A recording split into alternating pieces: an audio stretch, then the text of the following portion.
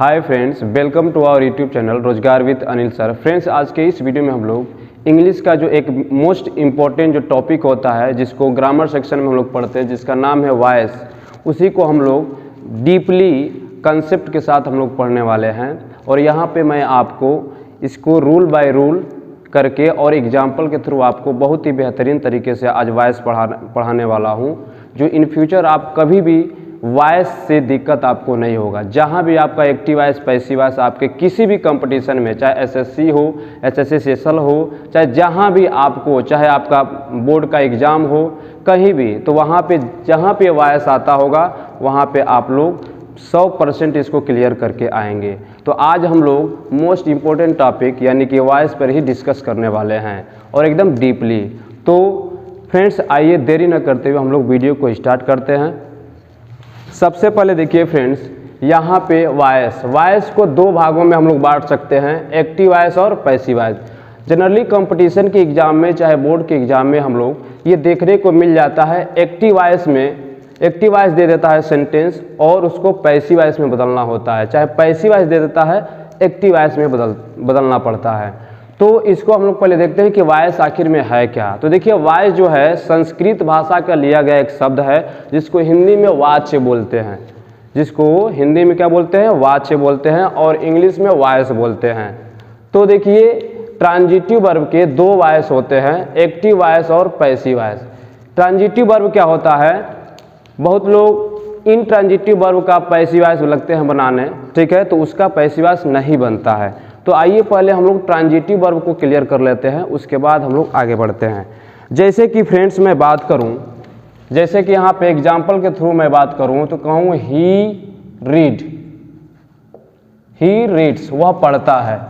इसी सेंटेंस को मैं कुछ इस तरह से लिखूं, ही रीड्स ए बुक, ठीक है, ही रीड्स ए बुक। तो यहाँ पे देखिएगा, वर्ब तो सेम है, ये वर्ब है, रीड्स मीन्स पढ़ना, यहाँ भी वर्ब है। तो देखिएगा, वह पढ़ता है मतलब क्या पढ़ता है, ये चीज़ एब्सेंट है, यानी कि इस वर्ब को अगर देखा जाए तो इसका ऑब्जेक्ट है नहीं एक्चुअल दृष्टि से, तो इसको हम लोग कहेंगे इनट्रांजिटिव वर्ब। और इसका देखिएगा, वह पढ़ता है तो क्या पढ़ता है, तो किताब पढ़ता है। ध्यान दीजिएगा, क्या पढ़ता है, किताब पढ़ता है, तो इसका ऑब्जेक्ट है, तो इसी वर्ब को हम यहाँ पे कहेंगे कि यह ट्रांजिटिव वर्ब है। यह क्या है, ट्रांजिटिव वर्ब है। अगर आप जब इसको डिटेल में ट्रांजिटिव और इनट्रांजिटिव को पढ़ाया जाएगा तो इसके भी कई टाइप के होते हैं, कई रूप होते हैं। तो फ्रेंड, आप लोग समझ गए होंगे कि ट्रांजिटिव क्या होता है और इनट्रांजिटिव क्या होता है, ठीक है। तो जिसका ऑब्जेक्ट रहे उसको ट्रांजिटिव वर्ब कहेंगे, जिसका ऑब्जेक्ट न रहे उसको हम लोग इनट्रांजिटिव वर्ब कहेंगे, ठीक है फ्रेंड। तो ये चीज़ क्लियर हो गया। तो वही चीज़ मैं लिखा हूँ कि ट्रांजिटिव वर्ब के दो वॉइस होते हैं। एक्चुअली में जो वॉइस होता है वह वर्ब को यूज करने का एक मेथड होता है कि किस तरह से हम दो रूपों में यूज करेंगे। तो यहाँ पे वही चीज़ यहाँ पे दिया गया है, ट्रांजिटिव वर्ब के दो वॉइस होते हैं। यहाँ पे देख पा रहे होंगे, एक्टिव वॉइस और यहाँ पे है पैसिव वॉइस। अब ये एक्टिव वॉइस होता क्या है, देखिए, जो भी हम लोग सीधा तो पहले एक्टिव वॉइस को देख लेते हैं कि एक्टिव वॉइस होता क्या है। देखिएगा, तो हम देखिएगा कि अगर मैं एक सेंटेंस लिखूं, ही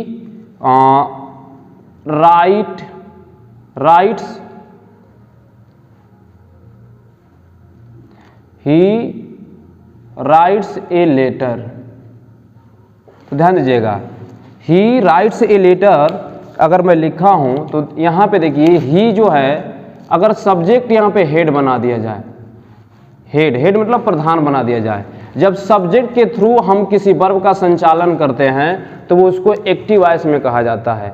मतलब जब वर्ब को सब्जेक्ट के रूप में, यानी कि सीधा हम लोग क्या किया जाए, यूज किया जाए, यानी कि सब्जेक्ट को हेड बना के, ऑब्जेक्ट को नहीं, सब्जेक्ट को हेड बना के अगर हम लोग यूज करते हैं उस वर्ब को, वर्ब की प्राथमिकता सब्जेक्ट को, यानी कि जो प्रधान है उस वाक्य में, उससे अनुसार जब हम यूज करते हैं तो उसको हम लोग एक्टिव वॉइस माना जाता है। तो इसको हम लोग कहेंगे, ये वर्ब जो है ना, ये एक्टिव वॉइस में है। एक्चुअली में सेंटेंस वॉइस नहीं होता है, वर्ब का ही कमाल होता है, यानी कि उसको यूज कैसे किए हैं। ठीक है। अब आइए पैसिव वॉइस के बारे में देखते हैं। तो पैसिव वॉइस इसी का जस्ट उल्टा होता है। यहाँ पे देखिएगा, ये आगे आ जाएगा और ये पीछे चला जाएगा। अगर इसको हम लिखना चाहें तो हम लिख सकते हैं ए लेटर इज रिटेन या राइटेन बाई, ये जो है आगे चला जाएगा हिम। तो चूंकि आपको अभी समझ में नहीं आ रहा होगा कि कैसे कन्वर्ट हो रहा है, अभी इसका रूल हम आपको बताएंगे, बस यहाँ पे हम इसको डिफाइन करने के लिए। अब देखिए, ये जो वर्ब है यह ऑब्जेक्ट के थ्रू रिप्रेजेंट किया जा रहा है। यहाँ पे देख पा रहे होंगे, ये जो वर्ब था अपना थोड़ा सा रूप भी चेंज किया, और जो यहाँ पे हम लोग सब्जेक्ट के रूप में हेड मानते थे यहाँ पे, तो वो अंत में चला गया, और जो ऑब्जेक्ट था यहाँ पे ए लेटर, वो आ गया शुरू में। अब इस वर्ब का जो संचालन है ऑब्जेक्ट कर रहा है। तो जब किसी सेंटेंस में ऑब्जेक्ट हेड हो, हेड मतलब प्रधान हो, इसकी प्राथमिकता दी जाए, तो ऐसे सेंटेंस को हम लोग कहते हैं कि वह जो वर्ब है उसका वह पैसिव वॉइस में है। ठीक है, तो आई होप आप लोग समझ गए होंगे। अभी और बहुत सारे एग्जाम्पल आपको मैं एक एक करके दूंगा, पहले इसका नियम समझ लेते हैं कि आखिर में ये कैसे बन रहा है। अब आइए हम लोग एक्टिव से पैसिव बनाने के सामान्य नियम को हम लोग देख लेते हैं कि भाई इसका एक्चुअल नियम क्या है। देखिए, सामान्य नियम का मतलब होता है जनरल रूल, जो सब पे लागू हो। जनरल रूल का मतलब होता है जो सब पे लागू हो, कोई भी टेंस हो, हर जगह। तो कुछ चार पांच पॉइंट मैं लिख रखा हूं, उसको मैं समझा देता हूं। जो आगे आप कन्वर्ट करेंगे वॉइस को, वह उसके लिए काफ़ी आपको महत्वपूर्ण होगा, यानी कि काफ़ी उसके सहयोग से आप कन्वर्ट कर पाएंगे। तो आइए हम लोग एक एक रूल को हम लोग देख लेते हैं कि जनरली सिंपल वो रूल क्या है। तो यहाँ पे देख पा रहे होंगे, रूल नंबर फर्स्ट कह रहा है कि एक्टिव से पैसिव बनाते समय, ध्यान देंगे फ्रेंड्स, एक्टिव से पैसिव बनाते समय हमेशा सब्जेक्ट तथा ऑब्जेक्ट को आपस में इंटरचेंज कर लेते हैं। अर्थात कहने का क्या तात्पर्य है, देखिए ये जो है इधर आएगा और ये कहाँ चला जाएगा, इधर। किसी भी सेंटेंस का स्ट्रक्चर ध्यान दीजिएगा, सबसे पहले सब्जेक्ट होता है, उसके बाद आपका वर्ब होता है, मेन वर्ब या हेल्पिंग वर्ब भी आ सकता है, और क्या होता है, ऑब्जेक्ट होता है, और इसके बाद फुल स्टॉप। लेकिन ये नॉर्मल जो स्ट्रक्चर सेंटेंस का देखा जाए तो यही होता है।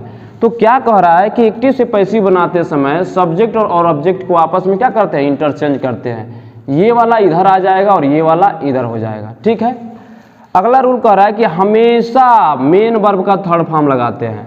मतलब इसका तात्पर्य क्या है कि जो भी आप टेंस रहेगा, कोई भी टेंस रहो, कंटिन्यूअस रहो, परफेक्ट रहो, आपका फ्यूचर रहे, कोई भी रहे, तो उसमें आपको हमेशा मेन वर्ब का थर्ड फॉर्म लगाना है। मेन वर्ब का थर्ड फॉर्म आपको यूज करना है, ध्यान रहे। ठीक है, तो ये दो पॉइंट आपको क्लियर हो गया कि सब्जेक्ट और ऑब्जेक्ट को आपस में बदल देते हैं। एक्टिव वॉइस में जो सब्जेक्ट आएगा वो पैसिव वॉइस में ऑब्जेक्ट बनेगा, एक्टिव वॉइस में जो ऑब्जेक्ट आएगा पैसिव वॉइस में वो सब्जेक्ट बन जाएगा। और दूसरा नियम क्या आपको सिखाया मैं कि मेन वर्ब का हमेशा थर्ड फॉर्म लगाते हैं। यहाँ पे आप देख पा रहे होंगे कि पैसिव ऑब्जेक्ट लिखने से पहले कि देखिए कि ये वाला जो चीज़ है जब जाएगा आगे तो उसके पहले आप बाई लगाइएगा। क्या लगाइएगा, बाई। ये कोई ज़रूरी नहीं है कि बाई ही सिर्फ लगाएंगे, बहुत सारे मतलब जो अध्यापक जो होते हैं वो गलत बता देते हैं कि सिर्फ बाई लगता है। ऐसा नहीं है दोस्त। क्या है कि अन्य प्रीपोजिशन जैसे टू लग जाता है, ठीक है, विथ लग जाता है, तो बहुत सारे प्रीपोजिशन इसके अलावा, ये कहिए कि ये जो यूज होने वाला है ये 60 से 70% ये यूज होता है। इसीलिए लोग रूल में लिखवा देते हैं बाई। तो हमने क्या लिखा है, या तो बाई लगाते हैं और नहीं तो अन्य प्रीपोजिशन वो वर्ब बताएगा, क्योंकि कुछ वर्ब ऐसे हैं जो अपना प्रीपोजिशन लेके बैठे होते हैं। ठीक है, जैसे लिसन टू मी, लिसन के साथ हमेशा टू लगता है। नो मिस जानना होता है, KNOW, ध्यान दीजिएगा, तो इसके साथ हमेशा टू लगता है।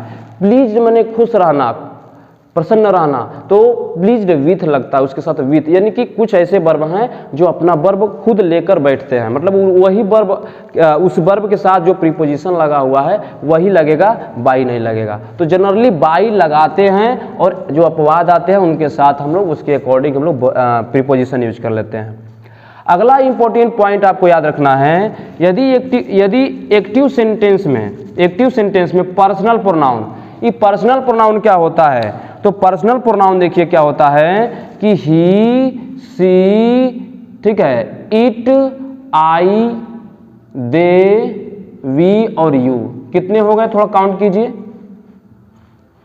1 2 3 4 5 6 7। इन्हीं सातों को मित्र हम लोग क्या बोलते हैं कि पर्सनल प्रोनाउन बोलते हैं। पर्सनल प्रोनाउन यदि ये सब्जेक्ट के रूप में आ जाएं, तो इनको हम ऑब्जेक्ट पे ले जाते समय इस प्रकार बदलते हैं। आइए हम लोग देख देते हैं कैसे। पैसिव में यहाँ पे देखिएगा, अगर ही आएगा तो ही को हिम में बदल दीजिएगा। अगर पैसिव से एक्टिव में आना रहेगा तो हिम को ही में बदल दीजिएगा।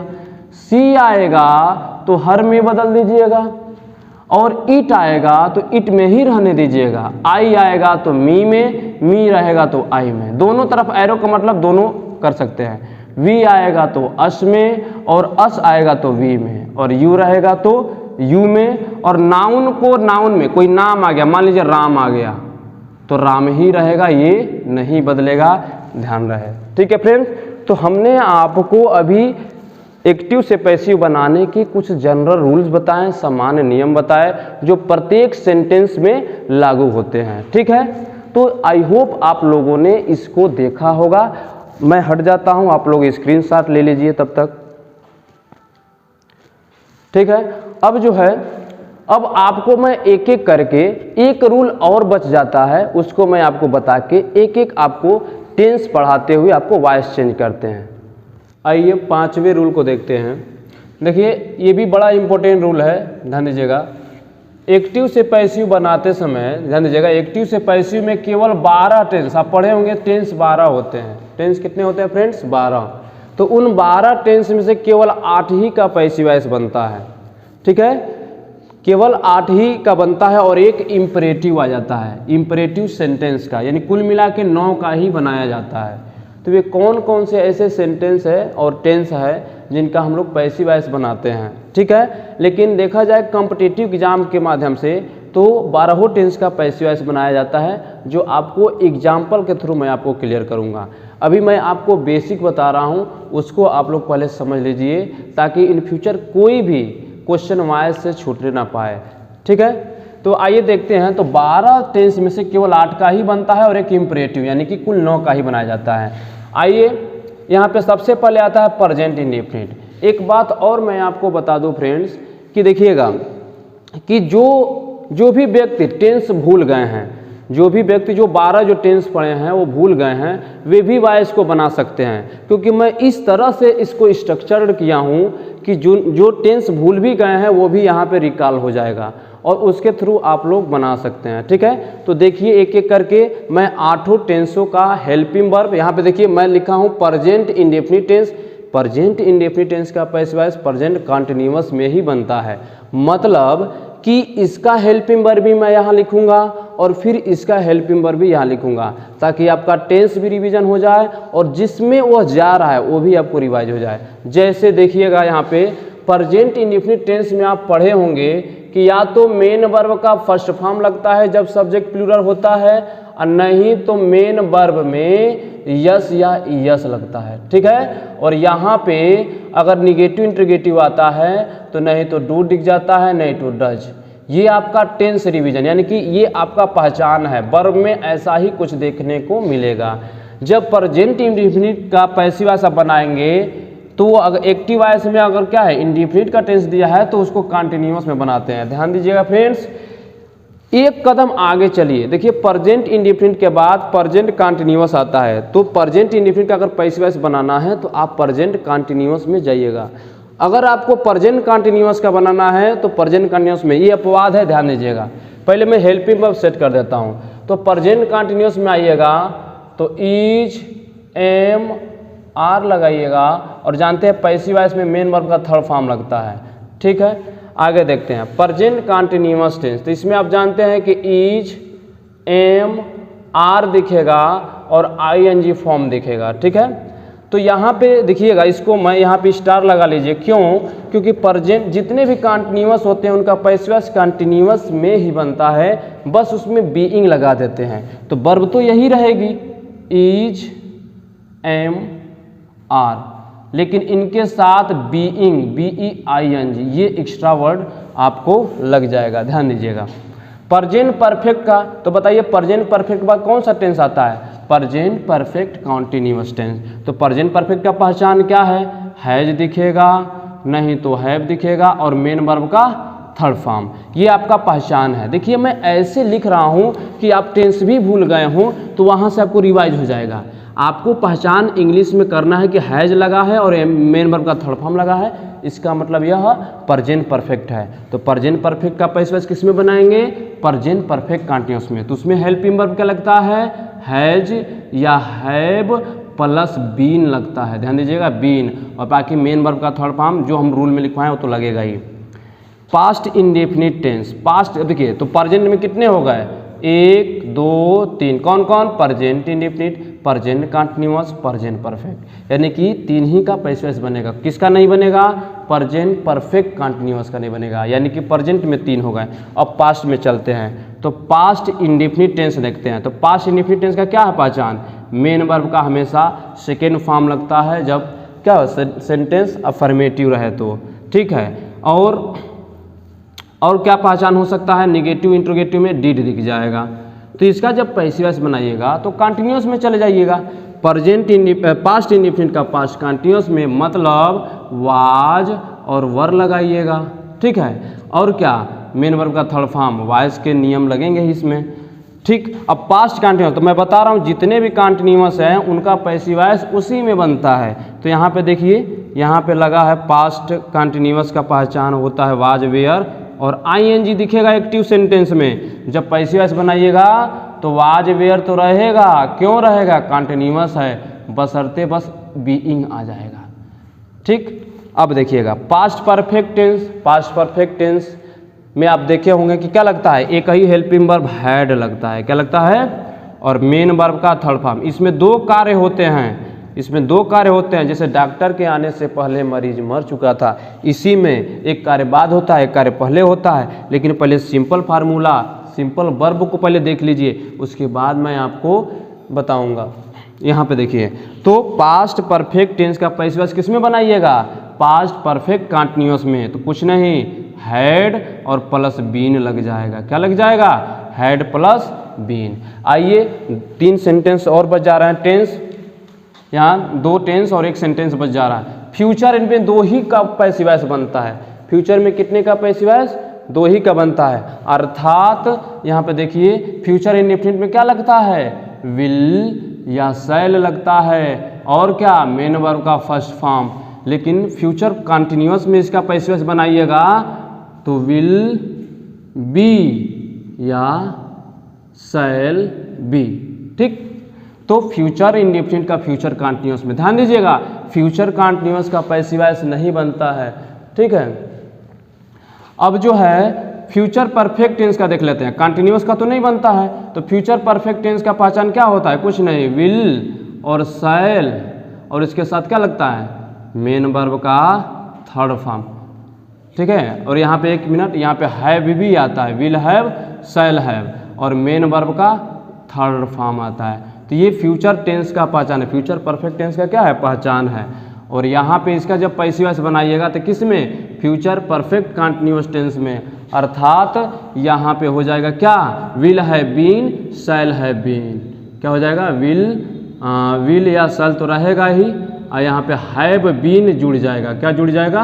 Have been. तो अब देखिए इम्परेटिव का इम्परेटिव में ही बनाएंगे बाय रूल से, इसका अलग रूल है, हम बताएंगे बाय रूल से, तो ध्यान दीजिएगा, ठीक है। तो एक बार रिकॉल कर देते हैं, मैं आपको रिकॉल कर देता हूं कि ये जो कितने टेंस का हम लोग वॉइस बनाए। तो देखिए कुल 12 टेंस थे, 12 में से केवल 8 का ही हमने क्या बनाया? Passive voice. कौन कौन? तो प्रेजेंट इंडेफिनिट में हम बनाए, प्रेजेंट में हम लोग बनाए present indefinite, present continuous, present perfect. Last वाला टेंस हमने छोड़ दिया।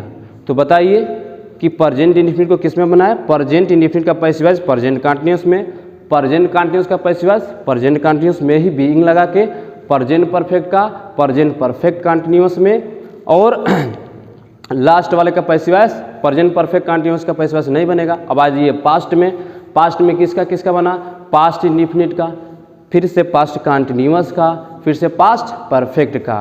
तो पास्ट इंडेफिनिट को पास्ट कंटिन्यूअस में, और पास्ट कंटिन्यूस का पास्ट कंटिन्यूस में ही बना, और पास्ट परफेक्ट को पास्ट परफेक्ट कंटिन्यूस में। तो 3 प्रेजेंट में और 3 आपका पास्ट में हो गया, ठीक है। अब आ गया फ्यूचर में। तो फ्यूचर में फ्रेंड्स देखिए 2 ही का बना, एक फ्यूचर इंडेफिनिट कंटिन्यूस का नहीं बना और फ्यूचर परफेक्ट, ठीक है। तो 2 ही इसका बना। तो 3 प्रेजेंट में, 3 पास्ट में और 2 आपका फ्यूचर में, तो कितने हो गए 8। तो फ्यूचर इंडेफिनिट को किस में बनाए, फ्यूचर कंटिन्यूस में, और फ्यूचर परफेक्ट को किस में बनाए, फ्यूचर आपको परफेक्ट कंटिन्यूस में। और एक कौन बताया हूँ, इम्परेटिव का इम्परेटिव में। अब फ्रेंड एक एक करके मैं सारे टेंस को बाय रूल आपको समझाऊंगा, इसकी एक पार्ट और वीडियो बनेगी, ठीक है। और इसके बाद आप कभी भी जब वॉइस आप पढ़िएगा तो आपको कभी भी दिक्कत नहीं आएगी, ठीक है फ्रेंड। तो आई होप आप लोगों ने ये नोट डाउन कर लिया होगा। मैं एक साइड हट जाता हूँ, इसका स्क्रीनशॉट ले लीजिए। तो ठीक है फ्रेंड, तो आइए हम लोग एक टेंस को, प्रेजेंट इंडेफिनिट टेंस को विस्तार से हम लोग पढ़ते हैं, ठीक है फ्रेंड्स। आइए हम लोग एक एक करके सारे टेंस को डिटेल में हम लोग पढ़ते हैं कि उनका वॉइस कैसे बनाएंगे, ठीक है। तो सबसे पहले देखिएगा यहाँ पे मैंने प्रेजेंट इंडेफिनिट टेंस, मैंने क्या किया है कि इसके पहले जो स्ट्रक्चर बनाया था कि देखिए प्रेजेंट इंडेफिनिट का आपका हेल्पिंग वर्ब क्या होता है, उसको कैसे पहचानेंगे और उसको किस में बनाएंगे। तो वो चार्ट आप यदि याद कर लेते हैं तो इनकी ज़रूरत आपको नहीं पड़ने वाली है, लेकिन फिर भी मैं डिटेल में आपको पढ़ा रहा हूँ। आप इसको नोट्स बना सकते हैं, खूब अच्छे से अपने नोट बना के प्रिपेयर कर सकते हैं, ठीक है।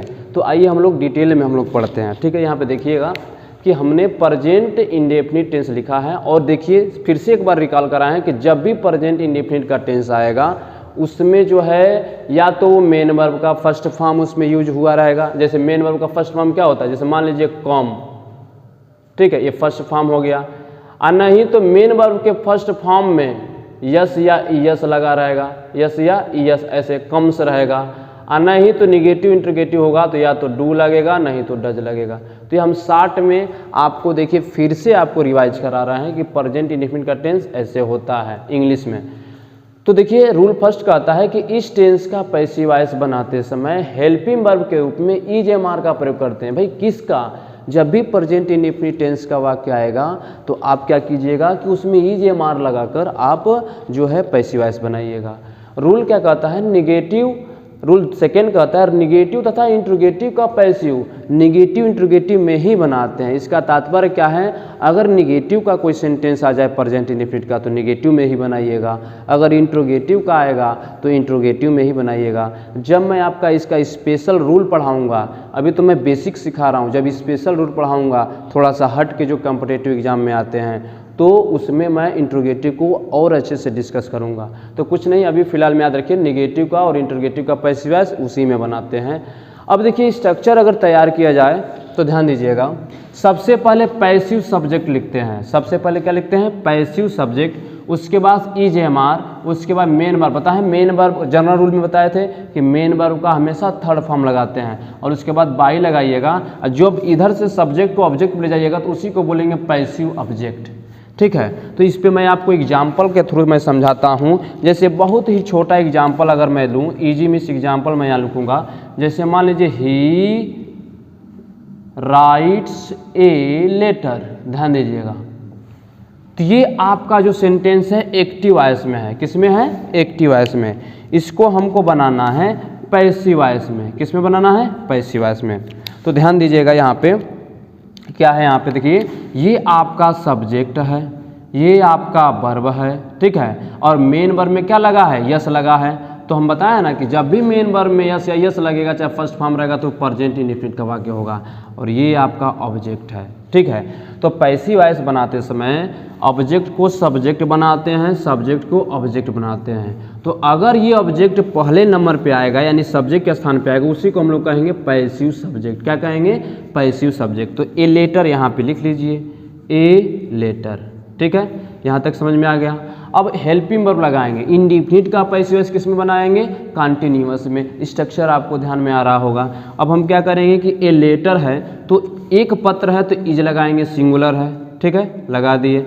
अब क्या है, इन तीनों में से कोई एक ही लगेगा। और मेन वर्ब का हमेशा थर्ड फॉर्म लगाते हैं। तो राइट का देखिए, राइट का रिटेन होता है, WRITTEN, ठीक है, रिटेन। या राइटन का लोग पढ़ते हैं। तो ए लेटर इज रिटेन, उसके बाद क्या हो गया, मेन वर्ब हो गया, मेन वर्ब का फॉर्म, उसके बाद बाई लगा दीजिए, ठीक है। और अब इस बाई लगा दिया, पैसिव ऑब्जेक्ट, अब जो एक्टिव का जो सब्जेक्ट है वो पैसिव में जाएगा, तो ये ऊपर आगे जाएगा, तो ही को हिम में, याद रखिएगा, ही को किस में, हिम में हम बदल देंगे।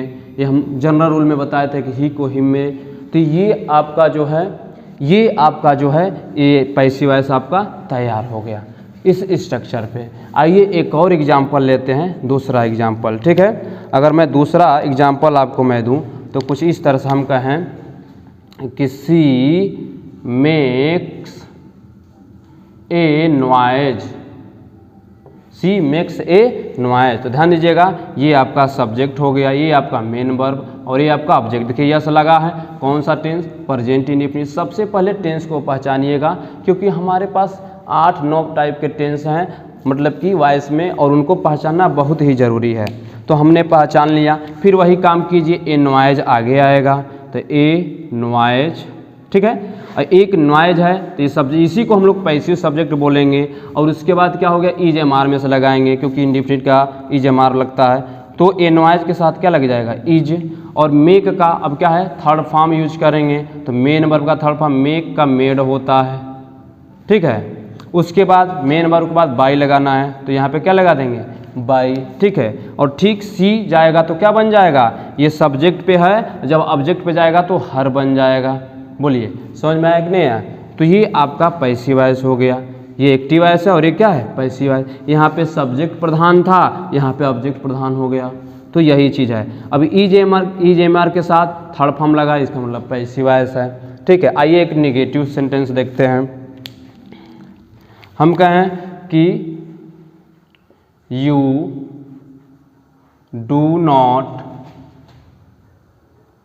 कुक फूड, ध्यान दीजिएगा, you do not cook food. हम आपको बताए थे कि प्रेजेंट इंडेफिनिट में क्या आता है, मेन वर्ब का फर्स्ट फॉर्म आता है, नहीं तो यस या यस आता है, और नहीं तो डू डज आता है। ये इंग्लिश में पहचान है, देखिए डू आ गया कि नहीं आ गया, इसका मतलब ये प्रेजेंट इंडेफिनिट है। जब इसका पैसिव वॉइस बनाइएगा तो क्या होगा, फिर वही काम, निगेटिव है तो निगेटिव में बनाएंगे, फूड आगे आ जाएगा, ये आपका पैसिव सब्जेक्ट हो गया। देखिए, और जानते हैं हेल्पिंग वर्ब के बाद ही नॉट लगाते हैं, तो फूड के साथ पहले तो इज लगेगा, अब इसके बाद नॉट है तो यहाँ पे नॉट लगा दीजिए, कोई दिक्कत नहीं है। उसके बाद क्या हो जाएगा, मेन वर्ब का थर्ड फॉर्म कुक, तो कुकड हो जाएगा, ठीक है। और यहाँ पे मेन वर्ब का थर्ड फॉर्म के बाद बाई, और ये यू जाएगा तो यू ही रहता है, मैं आपको बताया हूँ छोटा स्मॉल में, ध्यान दीजिएगा। तो ये आपका नहीं, food is not cooked by you, food is not cooked by you, आपका ये आंसर हो जाएगा। एक इंट्रोगेटिव सेंटेंस ले लेते हैं, ध्यान दीजिएगा। हम कहें डज